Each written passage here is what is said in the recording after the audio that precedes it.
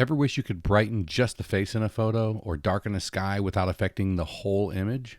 That's exactly what masking tools are for. In this video, I'll show you how to make targeted edits that bring your photos to life. Hi there, I'm Zach, and in this video, this is your beginner's guide to masking in Lightroom Classic.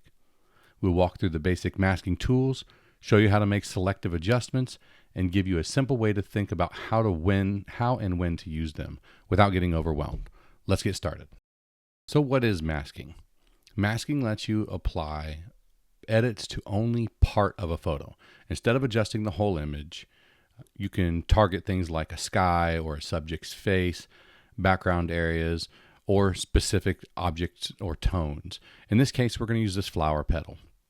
I believe this is an iris, and we're going to just make adjustments to the petal itself or to the background individually.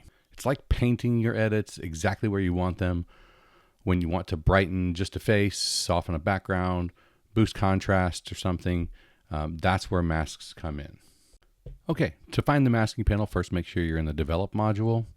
Initially, it'll look like something like this, and you need to click on this circle with the dotted line that will open up the masking panel. Here's a breakdown of the main masking tools. These three options right here are all AI options. When you select them, AI will try to determine what your subject is, and it'll create a mask around it. So let's try it real quick. And that worked really fast. Sometimes it's a little slower, it depends on your computer. But you see it selected this petal perfectly. So I'm not worried about these up here, but you can edit this mask to include those if you want. We'll get to that later. But the AI just determined that this is the subject. And so now when we make changes, it's going to only adjust that mask. So we're going to undo that and get rid of the mask real quick, talk about the others. There's select sky. I don't do as much landscape photography, but I understand from others that this works supremely well at finding the sky and creating a mask only on it so that you can bring out the colors in it, make the clouds more visible, or whatever works for your image. Background works the exact opposite of subject. It will use AI to determine what the background of your subject is. This does work pretty well, almost as well as subject. I use these two frequently with my bird photos. It's very good at finding birds and making a mask with them. I understand it's pretty good with all wildlife. This is an oddly framed flower petal, but it still did a really good job of finding it. Mainly, I believe that's because of the bokeh in the background. It could tell that that is the background. There's also ways to invert your masks. So when you create a subject mask and then you want to adjust everything but it, you can just invert that mask. We'll get to that option at some point here. First, let's keep talking about the other types of masks. You have the brush tool. Brush tool allows you to just paint a mask. If I just want to edit that area, now that's where my mask is. Linear gradient allows you to adjust one area to the other. So now when I make adjustments, it's only going to happen in that linear gradient, and it's going to happen proportionally based on where that gradient is. A radial gradient does exactly what it sounds like. It's going to adjust heavier in the center and less far out. You can invert these as well so that when you make so that they happen from the outside in. That works well for giving your photo a vignette effect. There are also more advanced masking tools that we'll cover in another video that allow you to adjust a color range, a luminance range, or a depth range. These are really powerful tools, and they're more advanced than just the beginning videos. They'll probably be in the intermediate or maybe the advanced series that's coming up. We'll just introduce them today so that you know that they're there and something to look forward to.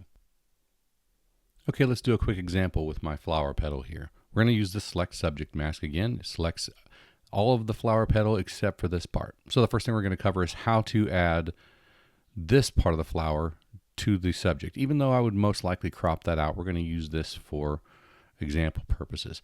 Up here in the new masking window, I'm going to hit add, I'm going to hit brush, and we're simply going to paint over that area.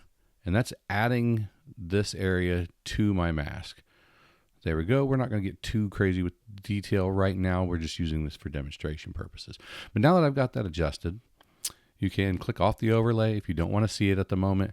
As soon as you start making adjustments, it will disappear, and so that you can see the adjustments as they happen. And we're just going to raise the exposure on this a little bit, and pop the contrast just slightly. We're going to try to bring out those whites and make them pop along with the highlights. And we're going to warm it up just a touch. Now, we're happy with how that is. It's almost a little too bright. I might need to dial it back a little bit. But we want another mask so that we can darken the background. So we're going to click Create New Mask. We're going to select the background this time. And it selected that flower petal again. So this time, we need to remove that flower petal. So instead of hitting Add, I'm going to hit Subtract. Just choose another brush. And then we'll just paint that out this time. And notice how it turns from red to back to the image. It's exact opposite when you subtract. And we're going to make adjustments there. We're basically just going to darken this. We don't want to make too many other edits. And while we're at it, we're going to touch up this photo and remove that dot. I don't know if you saw it right there, but this is going to use AI to remove that dot.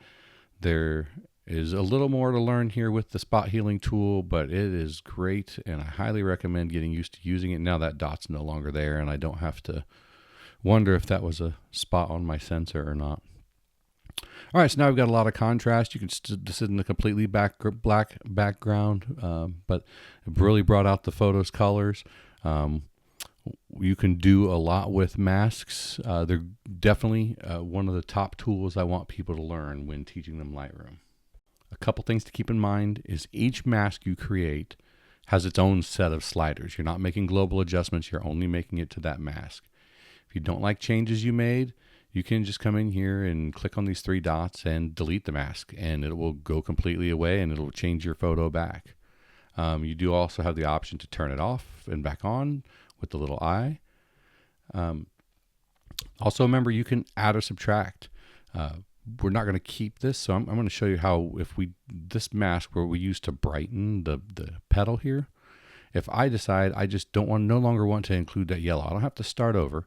I just come up here to subtract, hit the brush, and I start painting it out. And it darkens that right back up to where the original image was. There we go. And now we have a live edit on that mask. It changed just the mask. And if we don't like that later, we can see that edit right there, we just come in and we delete that part. And it takes it back to a step. In that scenario, I could have used undo, but this could apply down the road in my edit. So I don't necessarily know that I want to do it right now. You can all just come in and delete these whenever you're ready. And that's your intro to masking in Lightroom Classic. With just a few clicks, you can make edits in a more precise and professional manner. In the next video, we'll dive deeper into Lightroom's histogram and clipping tools, what those graphs actually mean in the upper right-hand corner, and how to use them to make your editing decisions better. If you found this video helpful, hit subscribe, stick with the series, and if you're already using masks in your edits, let me know which ones you find the most useful. I'd love to hear how you're putting them to work.